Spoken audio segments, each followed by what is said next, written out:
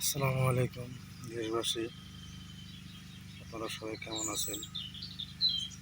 আপনারা সবাই হয়তো ইতিমধ্যে জানেন যে আমরা 30 জন লোক একসাথে রাশিয়াতে আসছিলাম। 30 জন একসাথে আসার পরে আমাদেরকে আমাদের এজেন্সি 2 জন রাশিয়ানের হাতে উঠাই দিছিল।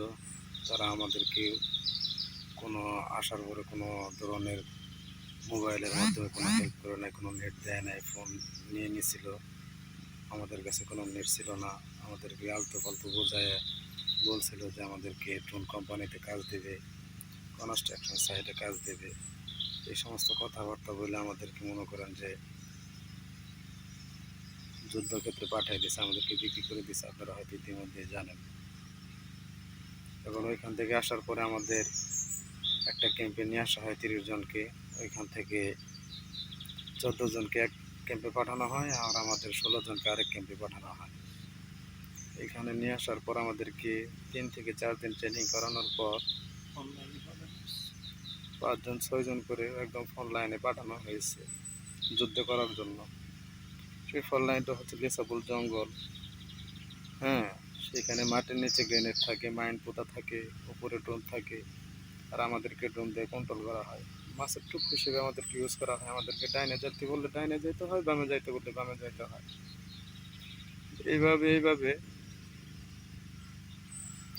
আমাদের এখান থেকে 12 জন মানুষ মারা গেছে। এই 12 জনের ভিতরে 12 জন মানুষ মারা গেছে, পরিপূর্ণ বলতে পারবো না, আপনারা হয়তো জানেন। হ্যাঁ, আমরা 4 জন এখন জীবিত আছি, আমরা 4 জনই আহত। এই যে মাইনুদ্দিন ভাই আমার সাথে, ওনার বাড়ি চাঁদপুরে, উনি মাথায় টোন হামলায় আহত হয়েছে, আমি বাম হাতে আহত হয়েছি।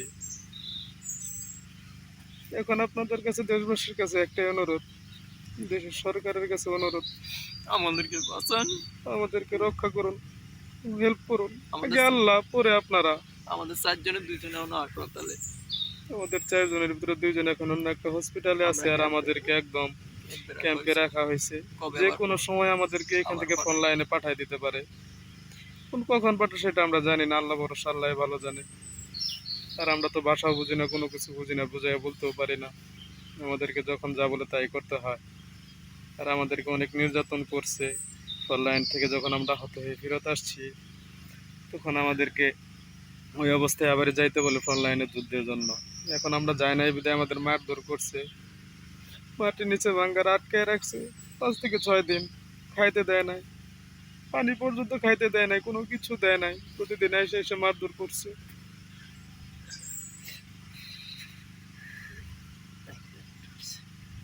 আপনাদের কাছে একটা অনুরোধ, দেশের প্রধানমন্ত্রীর কাছে অনুরোধ, আমাদেরকে বাঁচান, চেষ্টা করেন। আমাদের সবাইকে রক্ষা করতে হেল্প করেন, দেশবাসীর কাছে একটাই অনুরোধ। আর সবার বাড়িতে ছোট ছোট বাচ্চা আছে, আমার বাড়িতে একটা 5 মাসের বাচ্চা আছে। আমরা তো এই জীবন চাই নাই।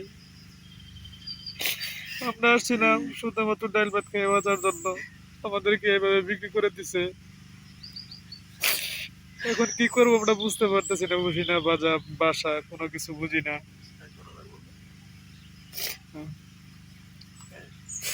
আমাদেরকে রক্ষা করুন প্লিজ, আমাদেরকে রক্ষা করতে হেল্প করুন।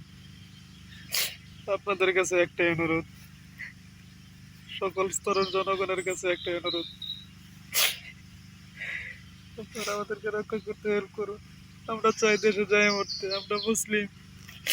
আমরা চাই আমাদের মৃত্যুর পর যেন জানাজা হয়, এইভাবে শিয়াল কুকুরের মতো আমরা মরতে চাই না। প্লিজ আমাদেরকে রক্ষা করতে হেল্প করুন। আপনাদের কাছে একটাই আহ্বান। আর আমরা ফোন চালাচ্ছি এখানে, লুকায় লুকায় একটা ফোন কিনছি হসপিটালে নেওয়ার পর। তারা এখানে জানে না যে আমার কাছে ফোন আছে, লুকায় লুকায় ব্যবহার করতেছি। আমরা দেশের থেকে যে মোবাইলগুলো আনছি, তারা সে মোবাইলগুলো নিয়ে নিছে। এখন পরে আল্লাহ, আল্লাহর পরে মানুষ। আমরা তো মাত্র চেষ্টা করতে পারি। সকল স্তরের মানুষের কাছে আমাদের অনুরোধ, স্টুডেন্ট মানুষ, যত ধরনের মানুষ আছে সবাই আমাদেরকে রক্ষা করতে হেল্প করুন। প্লিজ হেল্প করুন প্লিজ। আপনাদের কাছে আকুল আবেদন। তা নাহলে যে কোনো সময় আমাদের ফোন লাইনে পাঠাই দেবে, আমরা মারা যেতে পারি যে কোনো সময়, ড্রোন হামলায়, গ্রেনেড মামায়, অথবা মাইন্ডে পাপড়ে মারা যেতে পারি। এইভাবে মৃত্যু চাই না আমরা। আমরা চাই আমাদের মৃত্যুর পর আমাদের জানাজা হোক, আমাদের ফ্যামিলির কাছে মরতে চাই আমরা। প্লিজ হেল্প করুন, হেল্প করুন, আমাদের বাঁচাতে সাহায্য করুন প্লিজ। প্রধানমন্ত্রীর কাছে একটা একগুলো আবেদন, আমাদের বাঁচানোর জন্য আপনি হেল্প করুন প্লিজ, হেল্প করুন। আপনি চাইলে সম্ভব, আমরা যতদূর জানি। আর 14 জনের কি অবস্থা সেটা তো আমরা জানি না এখন পর্যন্ত। আমাদের 16 জনের ভিতরে 4 জন মাত্র জীবিত আছে এখন, তাও সবাই আহত। কখন না কখন আবার পাঠাই দিবে সেটা আমরা বলতে পারি না। আর আমার বাড়ি হচ্ছে জামালপুর যারা 2 নং শরীফপুর ইউনিয়ন গোদাসিমলা গ্রামে। আমার বাড়ি চাঁদপুর জেলা ফরিদগঞ্জ থানা 16 নং রূপসা দক্ষিণ ইউনিয়ন পশ্চিম কাউনিয়া মসজিদ বাড়ি। আর বেশি কিছু বলতে পারবো না, যে কোনো সময় লোকজন চলে আসবে। প্লিজ আমাদেরকে রক্ষা করুন, উপরে আল্লাহ পরে আপনারা আমাদেরকে রক্ষা করতে হেল্প করুন প্লিজ। আমরা এভাবে মরতে চাই না। আল্লাহ হাফেজ।